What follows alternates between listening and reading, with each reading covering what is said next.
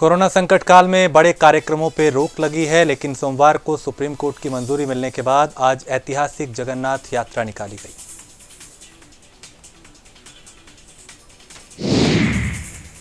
जगन्नाथ रथ यात्रा को लेकर पीएम मोदी ने देशवासियों को ट्वीट कर बधाई दी। उन्होंने लिखा, भगवान जगन्नाथ की रथ यात्रा के पावन अवसर पर आप सभी को मेरी हार्दिक शुभकामनाएं।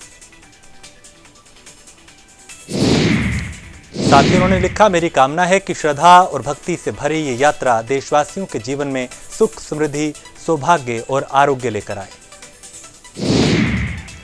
राष्ट्रपति रामनाथ कोविंद ने भी देशवासियों को इस अवसर पर बधाई दी। उन्होंने ट्वीट कर लिखा, रथ यात्रा के पावन अवसर पर सभी देशवासियों, विशेष रूप से ओडिशा में प्रभु जगन्नाथ के श्रद्धालुओं को बधाई।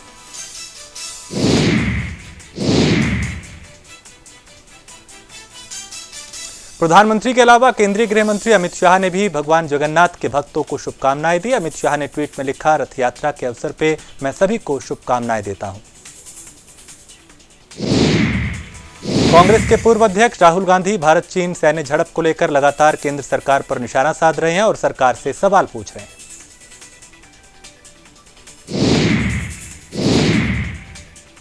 वहीं कांग्रेस के पूर्व अध्यक्ष राहुल गांधी के ट्वीट पर बीजेपी के राष्ट्रीय अध्यक्ष जेपी नड्डा ने पलटवार किया। जेपी नड्डा ने कांग्रेस पर आरोप लगाते हुए कहा कि पहले ये पार्टी चीन की कम्युनिस्ट पार्टी से समझौते करती है और फिर देश की जमीन चीन को सौंप देती है। उन्होंने लिखा, डोकलाम मुद्दे के दौरान राहुल गांधी गुप्त रूप से चीनी दूतावास जाते हैं। विषम परिस्थितियों के दौरान राहुल गांधी ने देश को विभाजित करने और सेना का मनोबल गिराने की कोशिश की है।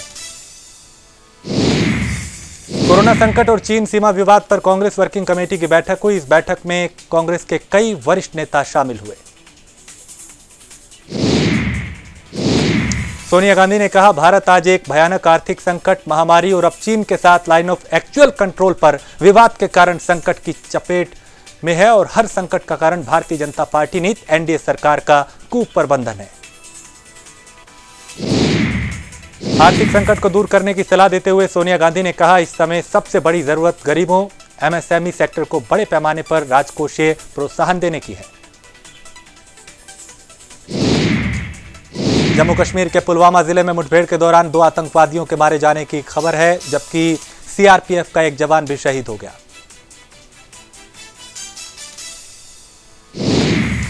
पुलिस ने कहा, बंजू गांव में आतंकवादियों की मौजूदगी के बारे में विशेष सूचना के बाद स्थानीय पुलिस, राष्ट्रीय राइफल्स और सीआरपीएफ समेत सुरक्षा बलों ने क्षेत्र की घेराबंदी कर तलाशी अभियान शुरू किया था, जिसके बाद मुठभेड़ हुई।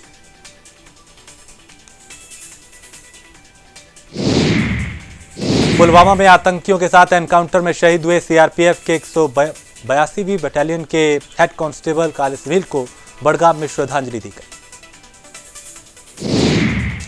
भारत और चीन के बीच कमांडर स्तर की बातचीत पर सेना का बयान आया। सेना ने बताया, कल की बातचीत अच्छे माहौल में हुई। पूर्वी लद्दाख में दोनों देश अपनी सेनाओं को पीछे हटाने के लिए तैयार हैं। भारत के विदेश मंत्री एस जयशंकर, चीन और रूस के विदेश मंत्रियों के साथ बैठक उनकी हुई। यह बैठक वीडियो कॉन्फ्रेंसिंग के जरिए हुई।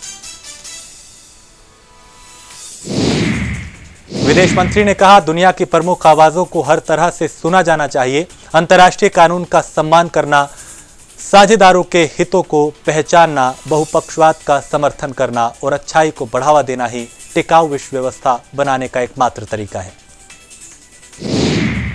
यूपी के मुख्यमंत्री योगी आदित्यनाथ ने मंगलवार को डॉक्टर श्यामा प्रसाद मुखर्जी की पुण्यतिथि पर उनकी प्रतिमा पर माल्यार्पण किया और सिविल अस्पताल का दौरा किया। उन्होंने अस्पताल में मरीजों से बात की और व्यवस्थाओं का जायजा भी लिया। भारत में अब तक कोरोना के कुल केस 4,40,215 हो गए हैं। इसमें से 1,78,014 एक्टिव केस हैं, जबकि 2,48,000 से ज्यादा लोग ठीक हो चुके हैं।